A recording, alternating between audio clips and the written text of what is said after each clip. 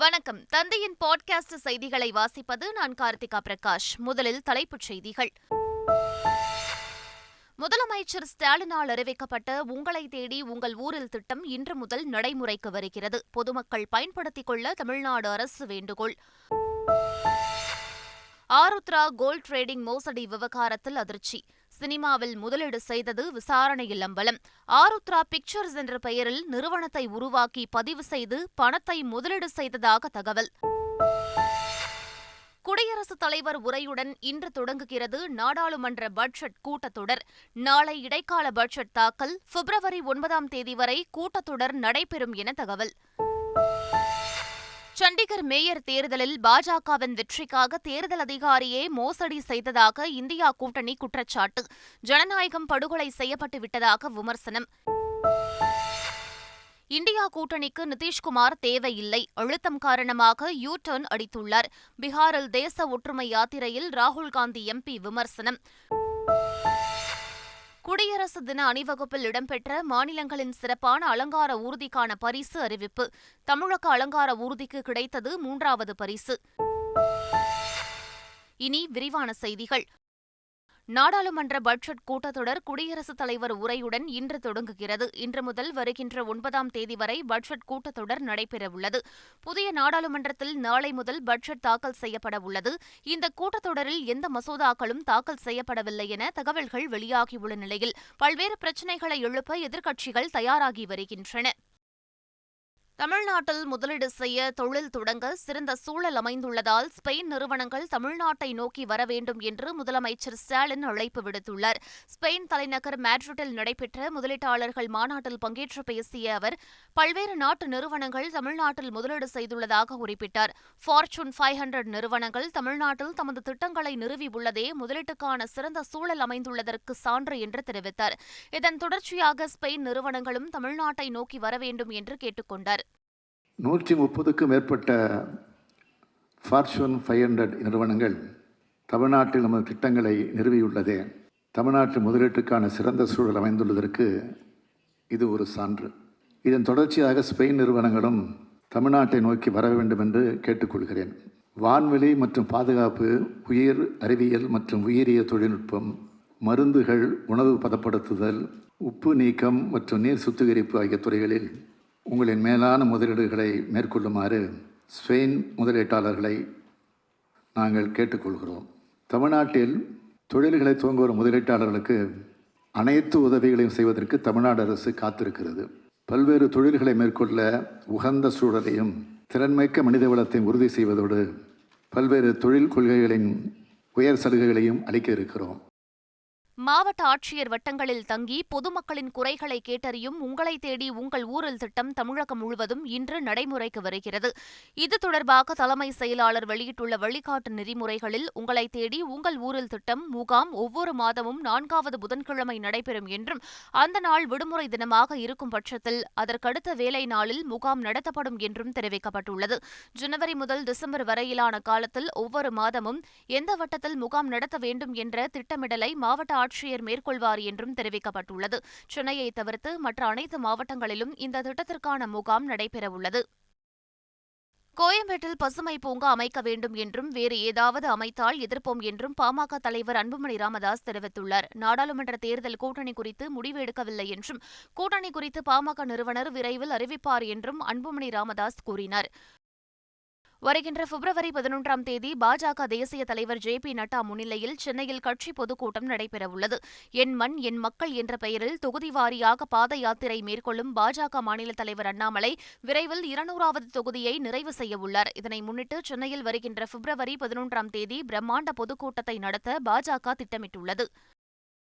மலையாள இயக்குநர் பிளஸி இயக்கத்தில் பிருத்விராஜ், அமலா பால் நடித்துள்ள திரைப்படம் ஆடு ஜீவிதம். எழுத்தாளர் பென்யாமினின் சாகித்ய அகாடமி விருது பெற்ற ஆடு ஜீவிதம் என்ற நாவலை தழுவி எடுக்கப்பட்டுள்ள இந்த படத்திற்கு A.R. ரஹ்மான் இசையமைத்துள்ளார். சமீபத்தில் படத்தின் ட்ரெய்லர் வெளியாகி ரசிகர்களிடம் பெரும் வரவேற்பை பெற்றுள்ள நிலையில் புதிய அறிவிப்பு வெளியாகியுள்ளது. அதன்படி ஆடு ஜீவிதம் திரைப்படம் ஏப்ரல் 10 தமிழ், மலையாளம், தெலுங்கு, கன்னடம், ஹிந்தி ஆகிய 5 மொழிகளில் வெளியாகும் என படக்குழு அறிவித்துள்ளது. கிளாம்பாக்கம் கலைஞர் நூற்றாண்டு பேருந்து முனையம் முழு செயல்பாட்டுக்கு வந்துள்ள நிலையில் பயணிகளுக்கு செய்து தரப்பட்டுள்ள வசதிகள் குறித்து அமைச்சர் சிவசங்கர் ஆய்வு மேற்கொண்டார். அப்போது கோயம்பேட்டிலிருந்து இயக்கப்பட்ட அரசு பேருந்துகளில் 20% பேருந்துகள் மாதவரத்திலிருந்தும் 80% பேருந்துகள் கிளாம்பாக்கத்திலிருந்தும் இயக்கப்படுவதாக கூறினார். மத நல்லிணக்கத்தை காக்க நாம் அனைவரும் ஒன்றிணைந்து செயல்பட வேண்டும் என அமைச்சர் உதயநிதி ஸ்டாலின் கேட்டுக் கொண்டுள்ளார். எக்ஸ் தளத்தில் பதிவிட்டுள்ள அவர், காந்தியை சுட்டுக் கொன்ற மதவெறி இன்று நாட்டின் மத நல்லிணக்கத்தை நோக்கி தனது துப்பாக்கியை நீட்டுவதாக குறிப்பிட்டுள்ளார். மேலும் திமுக தலைமை அலுவலகத்தில் மத நல்லிணக்க உறுதிமொழி ஏற்றப்பட்டது குறித்தும் அமைச்சர் உதயநிதி பதிவிட்டுள்ளார். உயர்கல்வி நிறுவனங்களில் எஸ்சி, எஸ்டி, ஓபிசி இடஒதுக்கீட்டை நீக்க மத்திய அரசு சதி செய்துள்ளதாக விடுதலை சிறுத்தைகள் கட்சித் தலைவர் திருமாவளவன் சாடியுள்ளார். இடஒதுக்கீட்டின் கீழ் வரும் பணியிடங்களுக்கு போதிய நபர்கள் கிடைக்காவிட்டால் அந்த இடஒதுக்கீட்டை ரத்து செய்யலாம் என யுஜிசி முடிவு செய்ததாக வெளியான தகவல் சர்ச்சையானது. இதற்கு மத்திய கல்வி அமைச்சகம் மறுப்பு தெரிவித்த நிலையில் பல்கலைக்கழக மானியக் குழுவின் புதிய வழிகாட்டு விதிகளை உடனே திரும்பப் பெற வேண்டும் என திருமாவளவன் வலியுறுத்தியுள்ளார். பணிப்பெண்ணை துன்புறுத்திய வழக்கில் கைது செய்யப்பட்ட திமுக எம்எல்ஏ மகன் மற்றும் மருமகள் ஜாமீன் கோரி சென்னை முதன்மை அமர்வு நீதிமன்றத்தில் மனு தாக்கல் செய்துள்ளனர். வீட்டு பணிப்பெண்ணை துன்புறுத்தியதாக பல்லாவரம் தொகுதி திமுக எம்எல்ஏ கருணாநிதியின் மகன் ஆண்டோ மதிவாணன், அவரது மனைவி மெர்லினா ஆகியோர் கடந்த 25ஆம் தேதி தனிப்படை போலீசாரால் ஆந்திராவில் கைது செய்யப்பட்டனர். இருவரும் பிப்ரவரி 9ஆம் தேதி வரை நீதிமன்ற காவலில் சிறையில் அடைக்கப்பட்டுள்ளனர். இந்நிலையில் ஜாமீன் கோரி இருவரும் சென்னை முதன்மை அமர்வு நீதிமன்றத்தில் மனு தாக்கல் செய்துள்ளனர். ஆருத்ரா கோல்ட் ட்ரேடிங் மோசடி விவகாரத்தில் தயாரிப்பு நிறுவனம் தொடங்கி சினிமாவில் முதலீடு செய்திருப்பது போலீசார் விசாரணையில் தெரியவந்துள்ளது. பொதுமக்களிடம் மோசடி செய்த பணத்தில் ஆருத்ரா பிக்சர்ஸ் என்ற பெயரில் தயாரிப்பு நிறுவனத்தை உருவாக்கி சினிமாவில் முதலீடு செய்திருப்பது தெரியவந்துள்ளது. சினிமாவில் எந்தெந்த படங்களுக்கு ஆருத்ரா பிக்சர்ஸ் பைனான்ஸ் செய்துள்ளனர், ஆருத்ரா பிக்சர்ஸ் என்ற பெயரில் மேற்கொள்ளப்பட்ட பட தயாரிப்பு குறித்து விசாரணை மேற்கொண்டு வருகின்றனர். சென்னை ஐஐடியில் படித்த முன்னாள் மாணவர் ஒருவர் 110 கோடி ரூபாயை நன்கொடையாக கொடுத்து அதிசயிக்க வைத்துள்ளார். சென்னை ஐஐடி கல்வி நிறுவனத்திற்கு முன்னாள் மாணவர்கள் ஆண்டுதோறும் பல கோடி ரூபாய் நன்கொடை கொடுத்து வருகின்றனர். இருப்பினும் 1975ஆம் ஆண்டு படித்த டெல்லியைச் சேர்ந்த சுனில் வாத்வானி என்ற மாணவர் 110 கோடி ரூபாயை நன்கொடையாக கொடுத்து அதன் மூலம் தனது பெயரில் செயற்கை நுண்ணறிவு தொழில்நுட்பம் குறித்த சிறப்பு பள்ளியை தொடங்குவதற்கு வித்திட்டுள்ளார். இதற்கான புரிந்துணர்வு ஒப்பந்தம் ஐஐடி வளாகத்தில் அதன் இயக்குநர் காமகோட்டி முன்னிலையில் நடைபெற்றது. தேசிய அளவில் முன்னாள் மாணவர் ஒருவர் 110 கோடி ரூபாய் வழங்கியிருப்பது இதுவே முதல் முறை என்று ஐஐடி இயக்குநர் காமகோட்டி தெரிவித்துள்ளார். வணிக நிறுவனங்களில் தமிழில் பெயர் பலகைகள் அமைக்கப்படுவதற்கு தேவையான நடவடிக்கைகள் எடுக்கப்படும் என அமைச்சர் மு. சாமிநாதன் தெரிவித்துள்ளார். தமிழிலும் பெயர் இருக்க வேண்டும் என அரசாணை உள்ளதாகவும் 2ஆம் தேதி ஈரோட்டில் விழிப்புணர்வு நிகழ்ச்சி நடைபெறும் என்றும் அவர் தெரிவித்தார். பெயர் பலகையில் தமிழும் குறிப்பிட்ட அளவு இருக்க நடவடிக்கை எடுக்கப்படும் என்றும் அமைச்சர் கூறினார். குடியரசு தின அணிவகுப்பில் தமிழகத்தின் சார்பில் இடம்பெற்ற அலங்கார ஊர்தி 3வது பரிசை வென்றது. நாட்டின் 75வது குடியரசு தின அணிவகுப்பில் தமிழ்நாடு, மகாராஷ்டிரா, ஒடிஷா, மிசோரம், மணிப்பூர், அருணாச்சல பிரதேசம் உட்பட 16 மாநிலங்களின் அலங்கார ஊர்திகள் இடம்பெற்றன. இதில் வளர்ச்சியடைந்த இந்தியாவில் பெண்கள் அதிகாரம் என்ற கருப்பொருளில் வடிவமைக்கப்பட்டிருந்த ஒடிஷா மாநில அலங்கார ஊர்திக்கு முதல் பரிசு வழங்கப்பட்டது. சுற்றுலாவை வலியுறுத்தும் தோர்தோ என்ற தலைப்பில் இடம்பெற்றிருந்த குஜராத் மாநில ஊர்திக்கு 2வது பரிசு கொடுக்கப்பட்டது. தமிழகத்தின் பண்டைய கால சோழர் காலத்தில் குடவோலை முறையை பறைசாற்றும் வகையில் வடிவமைக்கப்பட்டிருந்த தமிழ்நாட்டின் அலங்கார ஊர்திக்கு 3வது பரிசு வழங்கப்பட்டது. நடிகரும் மக்கள் நீதி மய்யம் கட்சியின் தலைவருமான கமல்ஹாசன் அமெரிக்காவுக்கு புறப்பட்டு சென்றார். சென்னை விமான நிலையத்தில் கமல்ஹாசனை மக்கள் நீதி மய்யம் கட்சி நிர்வாகிகள் வழியனுப்பி வைத்தனர். தன்னுடைய பெயரில் இயங்கும் கதர் ஆடை விற்பனை தொழிலை மேம்படுத்தவும், திரைத்துறை சார்ந்த சில படப்பிடிப்புகளில் கவனம் செலுத்தும் வகையிலும் அமெரிக்காவுக்கு பயணித்திருப்பதாக தகவல்கள் வெளியாகியுள்ளன. 2 வாரம் அமெரிக்காவில் தங்கியிருந்து அதன் பின்னர் சென்னை திரும்புவார் என கூறப்படுகிறது. இந்தியா கூட்டணி கட்சிகளின் 16 மாணவர் அமைப்புகள் மத்திய அரசை கண்டித்து நாளை சென்னையில் பிரம்மாண்ட பேரணி நடத்தவுள்ளதாக அறிவிக்கப்பட்டுள்ளது.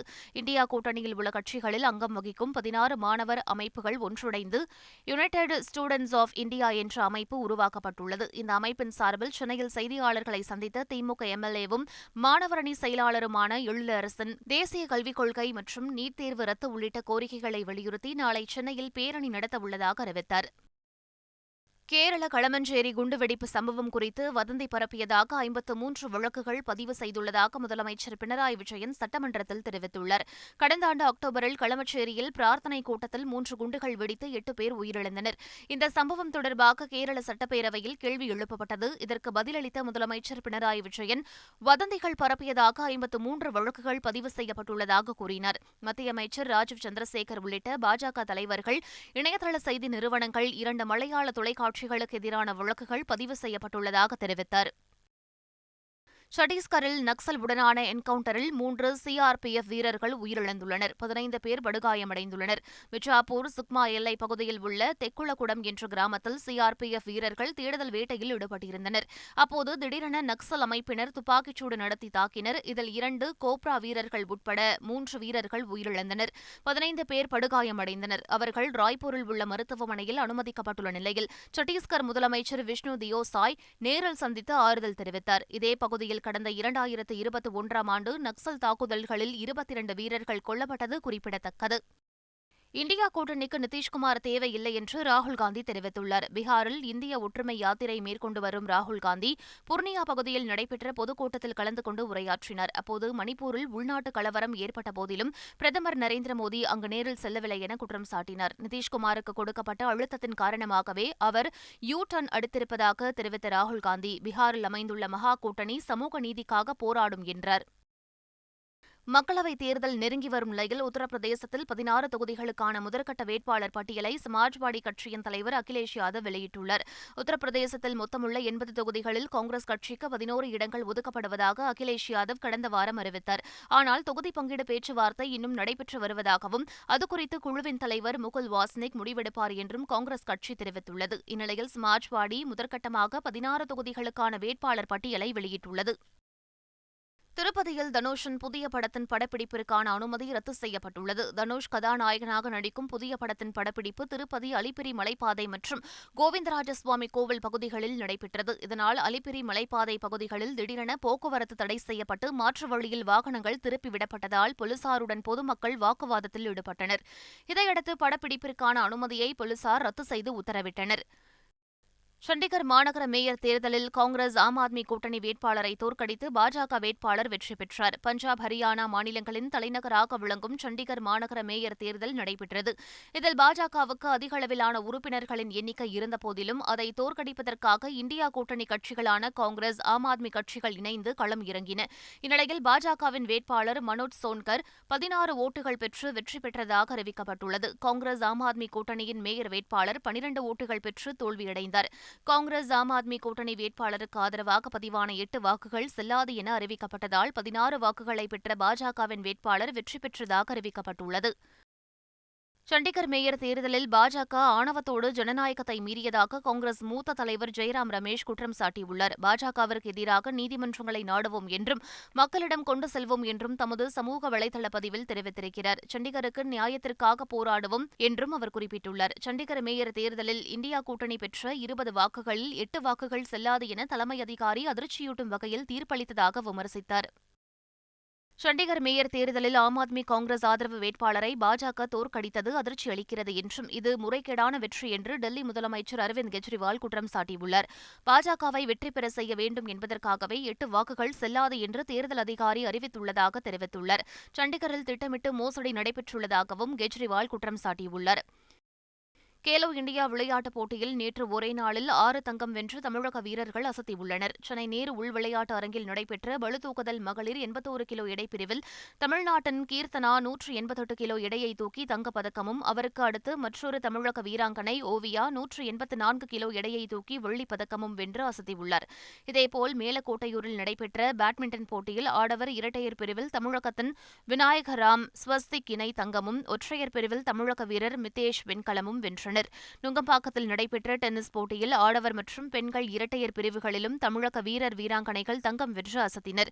வேளச்சேரியில் நடைபெற்ற நீச்சல் போட்டியில் மகளிருக்கான 200 மீட்டர் மெட்லி பிரிவில் தமிழ்நாட்டின் ஸ்ரீநிதி நடேசன் தங்கம் வென்றார். நேற்றைய நாள் முடிவில் பதக்கப்பட்டியலில் 35 தங்கம் உட்பட 91 பதக்கங்களை வென்று தமிழக அணி 3வது இடத்தில் உள்ளது. கடைசி நாளான இன்று கால்பந்து, நீச்சல் உள்ளிட்ட போட்டிகள் நடைபெறுகின்றன. மீண்டும் தலைப்புச் செய்திகள். முதலமைச்சர் ஸ்டாலினால் அறிவிக்கப்பட்ட உங்களை தேடி உங்கள் ஊரில் திட்டம் இன்று முதல் நடைமுறைக்கு வருகிறது. பொதுமக்கள் பயன்படுத்திக் கொள்ள தமிழ்நாடு அரசு வேண்டுகோள். ஆருத்ரா கோல்ட் ட்ரேடிங் மோசடி விவகாரத்தில் அதிர்ச்சி. சினிமாவில் முதலீடு செய்தது விசாரணையில் அம்பலம். ஆருத்ரா பிக்சர்ஸ் என்ற பெயரில் நிறுவனத்தை உருவாக்கி பதிவு செய்து பணத்தை முதலீடு செய்ததாக தகவல். குடியரசுத் தலைவர் உரையுடன் இன்று தொடங்குகிறது நாடாளுமன்ற பட்ஜெட் கூட்டத்தொடர். நாளை இடைக்கால பட்ஜெட் தாக்கல். பிப்ரவரி 9ஆம் தேதி வரை கூட்டத்தொடர் நடைபெறும் என தகவல். சண்டிகர் மேயர் தேர்தலில் பாஜகவின் வெற்றிக்காக தேர்தல் அதிகாரியே மோசடி செய்ததாக இந்தியா கூட்டணி குற்றச்சாட்டு. ஜனநாயகம் படுகொலை செய்யப்பட்டு விட்டதாக விமர்சனம். இந்தியா கூட்டணிக்கு நிதிஷ்குமார் தேவையில்லை, அழுத்தம் காரணமாக யூ டர்ன் அடித்துள்ளார். பீகாரில் தேச ஒற்றுமை யாத்திரையில் ராகுல் காந்தி எம்பி விமர்சனம். குடியரசு தின அணிவகுப்பில் இடம்பெற்ற மாநிலங்களின் சிறப்பான அலங்கார ஊர்திக்கான பரிசு அறிவிப்பு. தமிழக அலங்கார ஊர்திக்கு கிடைத்தது 3வது பரிசு. இத்துடன் பாட்காஸ்ட் செய்திகள் நிறைவு பெறுகின்றன. வணக்கம்.